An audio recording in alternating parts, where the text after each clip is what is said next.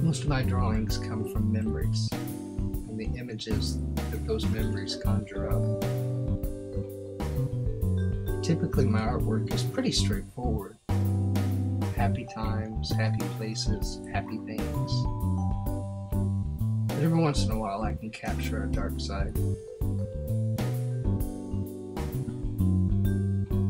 I cannot remember a time when art and the creative process was not a part of my life. I'm no expert, but I'm fairly certain it was there at birth. In fact, I'd say that art found me and just never let go. Art has provided me with so much in this life. I often feel there's not enough hours in my lifetime to create all the ideas that are in my head. A wise mentor and dear friend was constantly telling me to create what you know. He would then go on to explain, when you're creating from who you are, your memories, your thoughts, your experiences, it will always come across as genuine. And whether the creation is good or bad, the genuine will always shine through. And no one can argue with being genuine. There were many factors that led to the creation of these images of my little hometown. This series I've titled the Marion Landmarks series. But for the moment, and for the sake of this video, what's important is that my friend, my mentor, is smiling because I'm creating what I know.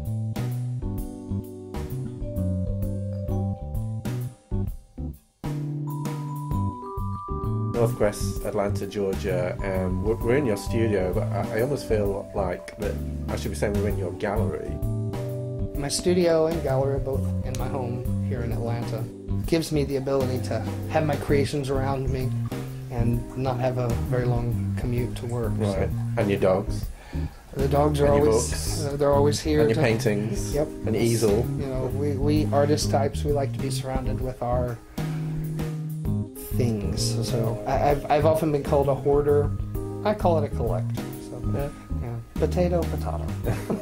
Actually, potato. Okay, well. We're here to talk about the Marion Landmark series, but before we talk about that, I'm actually interested, how did you get into art? I came from a divorced family. My parents were divorced with a single mother who was working. So a lot of time was spent in a corner somewhere while she was working, right, with a drawing pad and a amusing pencil. yourself. Exactly. What were you drawing? I have them all if you want to see. As I told you, I'm a hoarder, so they're all in boxes. You know, I think anything that kids did. My earliest obsession with drawing has always been, that I can remember, has always been architecture. Anything architectural. So I learned early on somehow. I don't know if it's was something already in me, but perspective drawing was something that fascinated me, and it was something that I was good at, so I could work spatially with architecture, which is different than drawing a portrait, which is dealing with form. From one to the other can be different, but that's, the architecture is what always interested me. So. Can you tell me how the Marion Landmark series actually got started? What was the inspiration behind it?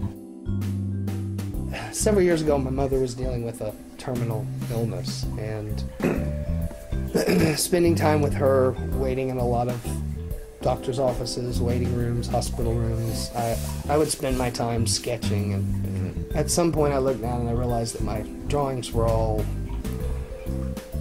patients, hospital rooms, very depressing stuff. Right. Sounds quite dark. It was dark, and I didn't realize how it was affecting me.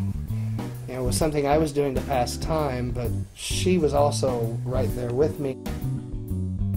And my thought that ran through my head was, why am I capturing these images that are illustrating the end of her life when I could be doing images that illustrated the greatness of her life? We decided to focus on more positive things through the photographs.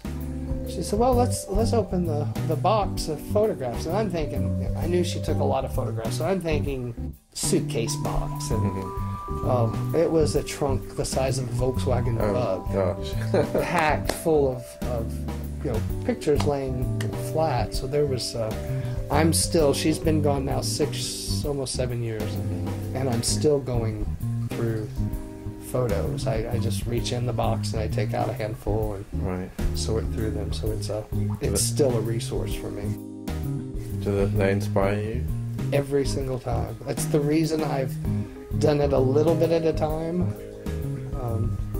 The way I look at it, she's been gone almost 7 years. So each time I grab a stack of photos out there, it's like a little gift from her. So it's sentimental, and it's inspirational for new images. So, that's sweet.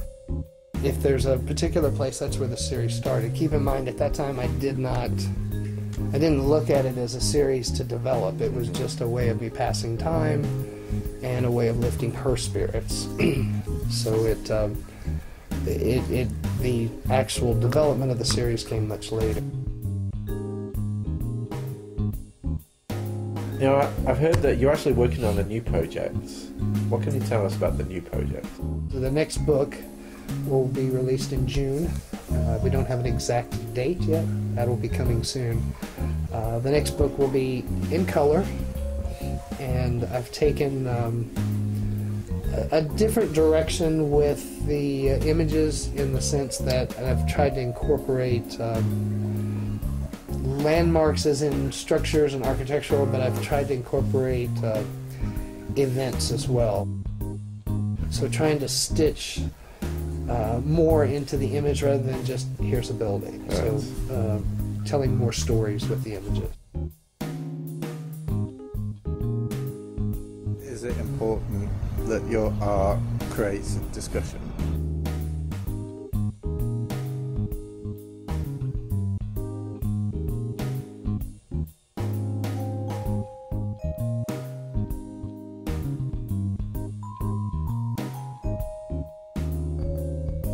These older images from the 60s, people who live there, have lived there for a long time, it's very nostalgic to them because that's a side of the town that's...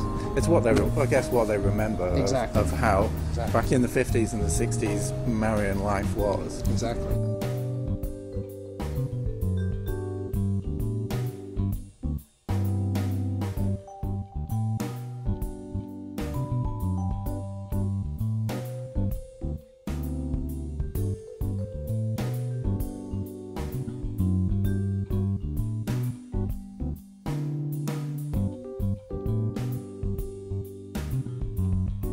I can see some of that through some of the pictures actually. What I actually like is some of the illustrations are just your everyday life. So I was just looking before, window shopping at Pal's on the square, as well as the family pictures of friends or relatives in there.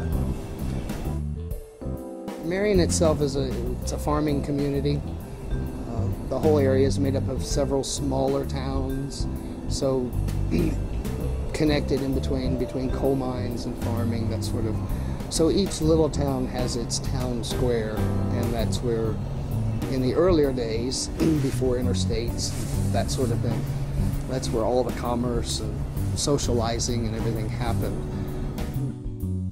It's almost like there's now new inspiration coming into the town that actually wasn't there in the 50s and the 60s.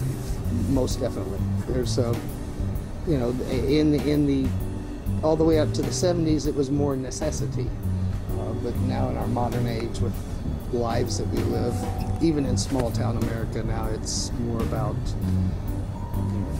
Change. a lot of different things. Yeah. Yeah. Yeah.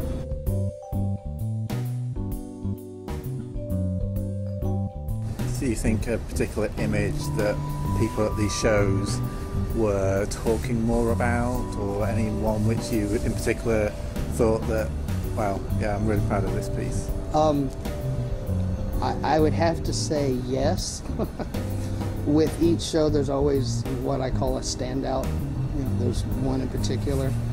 What I have found most interesting is that standout piece is usually not the one I think it's going to be. Oh, okay. So that's always the surprise to me as an artist.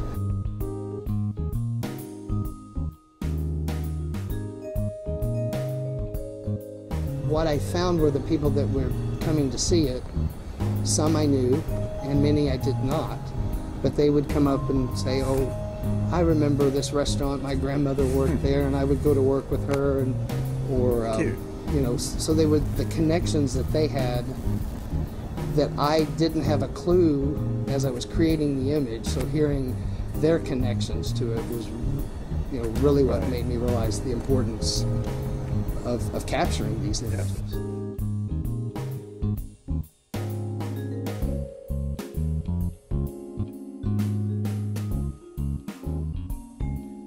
Did you ever think there's going to be a modern day Marion Landmark series As in images from from now?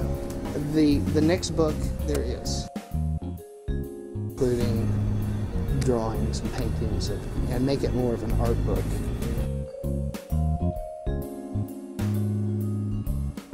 I now have over 350 images. So we'll be doing like V20 and V30.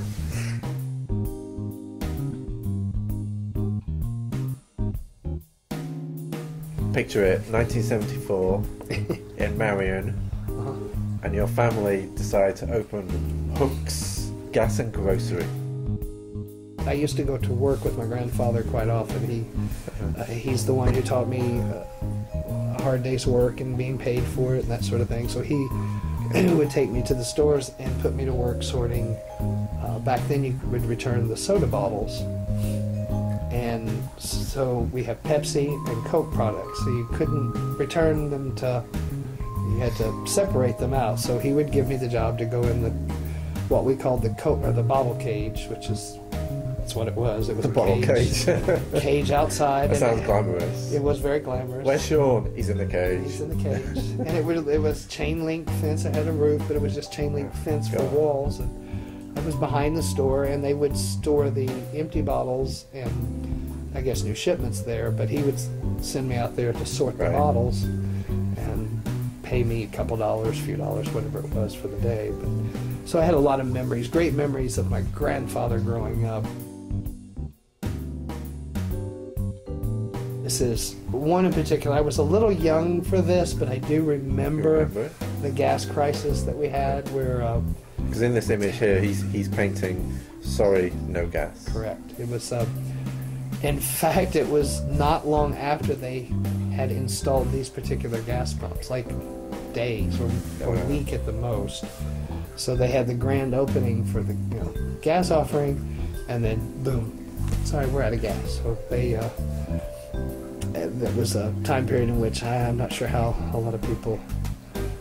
Oh, maybe actually it was good foresight that it was grocery and gas, so hey, no gas, but you can come and get a loaf of bread. But if you didn't have any gas, you couldn't get to the store to buy your loaf of bread. So it was a double-edged sword.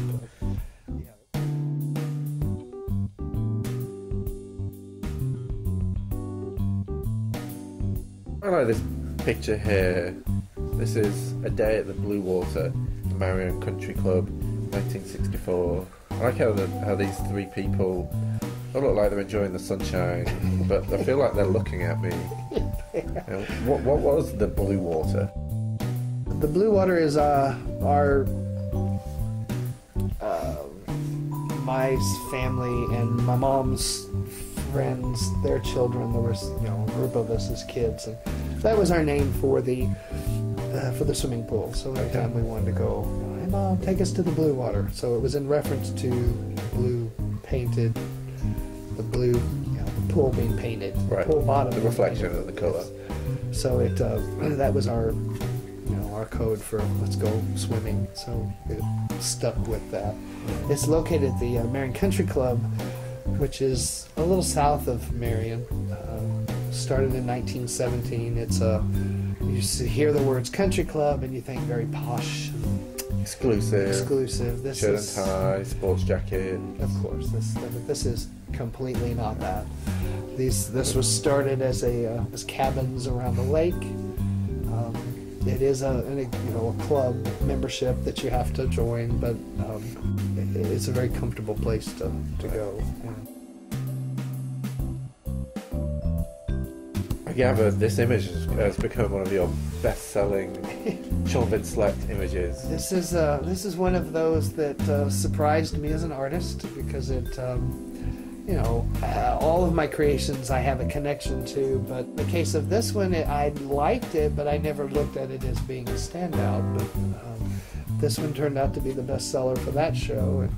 And the last time I was at the Marion Country Club, this image is hanging in probably about 50% of the cabins that are down there. So I think that the connection for the people who were members and have cabins,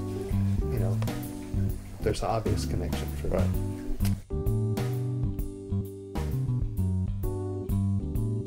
Talking about history, there's a book here which I was quite curious to ask you about.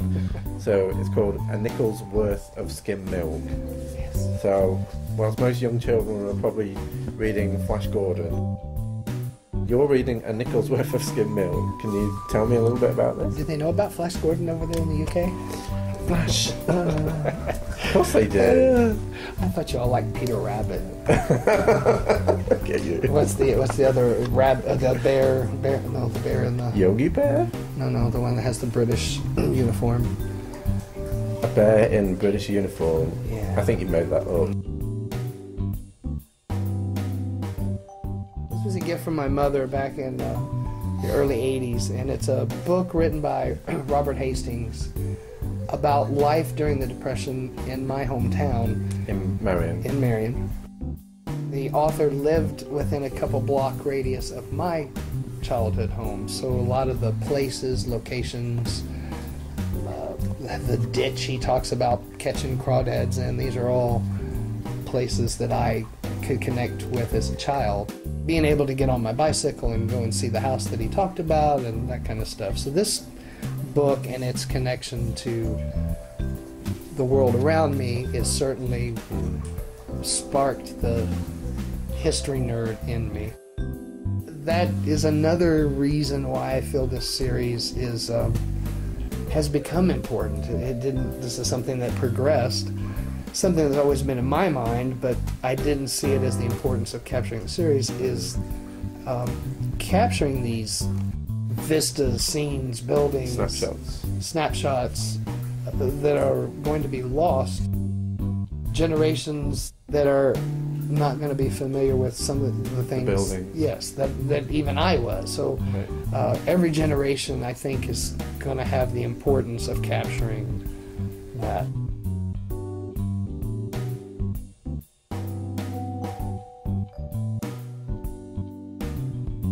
Are the ones that you think, okay, these are my best ones?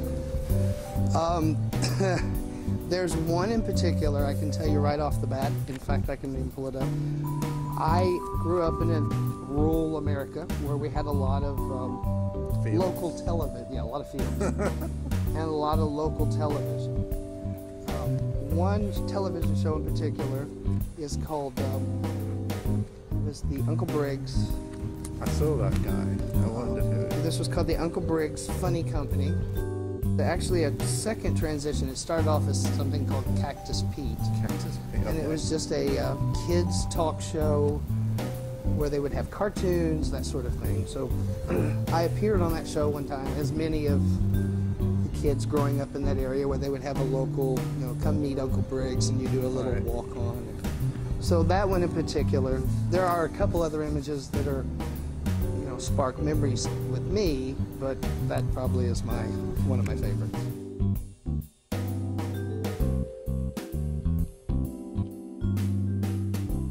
I was looking through it before, and even I know this person. A certain JFK. Yes. And apparently he did a campaign stop in Marion in 1960. He did. There's him in another open-top car.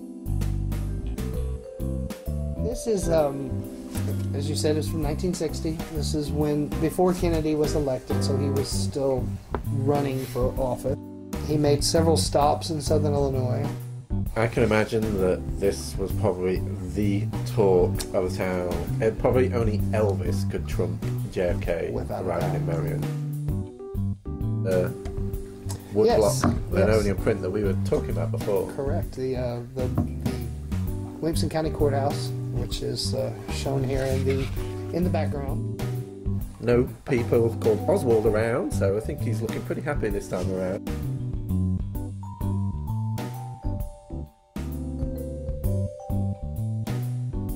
So, we're going to fast forward to 1979, and you're driving around in this not so elegant vehicle with your mother. What are you there, which talking is about? nice. That was a '79 Dodge Aspen. That was an it car then. Oh, I'm sure it was. Anyway, here you are cruising around the Marion Plaza, and you're pulling off actually at the photo mat. So what's a photo mat? Well, I would imagine you Brits don't have photomats. You took your film to where'd you get your film developed in the 70s Some and 80s? very eccentric man who would just stand there with one of these things, and then he'd go into a dark room, and it would just appear like that. But you didn't have a store that you could take your little rolls of film and. I'm joking. Oh, okay. Cut. Jeez. No, that was a good one. I got you. Okay, so, well, here, I don't know how you do it over there on that island, but here in the States, we had something called Photo man. the Kodak Photomat. They were just little kiosk buildings. Ours was in the middle of the Marion Plaza parking lot. So I drive through for photographs. Very much so, yes. You know, for those, here in the States, if we can drive through, we're going to do it. I realise that anything that involves not getting out the car and You got walking. it. And especially in the Midwest, because we have a lot more space there, so we can do a lot of drive-throughs. Those of us who are familiar with the area, we can make out the Kroger in the background, and Right. a little section of the old People's Bank. So there's a What, just for old people? no, it was known as the People's Bank. Oh, okay. It's now something else. So those of us who remember it, it was the old people. So you're funny. Is the plaza still there? It is. Okay. It is there. The Kroger has since moved, and most of the other stores have changed, but the shopping center itself is there. The Photomat is no longer. It blew away in the 1982 tornado. It didn't. Oh, gosh. It was too little to survive the Right. winds of the F4. Probably foresaw the invention of the iPhone, which I guess would have killed it anyway. So. That and a lot of the local stores started the 1 hour. Processing time. Yeah. So the writing was on the wall at that point. So.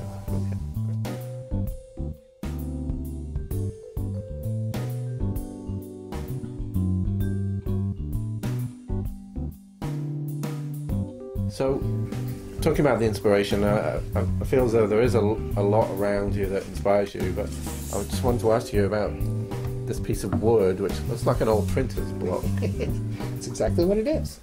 This is known as a linoleum block print, which if you've ever done any kid ever has a stamper, you stamp your hands or whatever, it's the same process. So the black you see is where the ink is applied. Everything else is cut away so that when you stamp it on the paper, the black shows up. This is a process that I learned actually in high school for the first time, and which led to this creation, which is locally known as the Willis Allen Home. Gosh. In Marion? In Marion. It's the oldest home in Williamson County. This piece was entered into the Scholastic Art Awards in Illinois when I was in high school, which in turn led to my scholarship to the Savannah College of Art and Design. So if there's any one piece of artwork that's most important, to me this would be it. Yeah. It's kind of primitive. I mean, I guess you were very young, so it was your early piece. I like the two-dimensional aspect of it. I can almost see there being like a shaker kitchen, an old lady doing a little bit of needlework, washing out some pots or something out in the back that she had some broth in. And this is only just a few blocks away from the town centre in Marion. Correct. It's only a few blocks away from the square. Is the woodblock linoleum print that we were talking about before? Correct. The Williamson County Courthouse. Fortunately, the building was torn down sometime after this in '72. It was a case in which they needed newer facilities, and the building was too far deteriorated, so they said at that time, to renovate. So the decision was made to tear it down, and that actually brings me to another image. I'll show that, which is known as the Tower on the Square. Tower on the Square. Which what is the tower? As you can imagine, there was a lot of outcry of tearing this historic building down. So it was not very well received. The top of the tower, the top of the courthouse had a bell tower clock, belfry and the bell and the whole thing. What the decision was made was to build a tower to hold the clock tower at the top at the same height and location. So the rest of the building was destroyed. They built the tower and placed not all was lost. Not all was lost. It was kind of a reminiscent. It's been great sitting here chatting with you, learning all about the Marion Landmark series. I kind of almost feel like I want to go on a mini vacation over to Illinois, a state I've never been to. Well, there's always time to... I imagine. Maybe, when you have your bestseller show or something like that. Sure. When they have the Hollywood opening. A few celebrities. Of course. You'll now know more about Marion than you'll ever need to know. I do. So, jolly good. Thank you.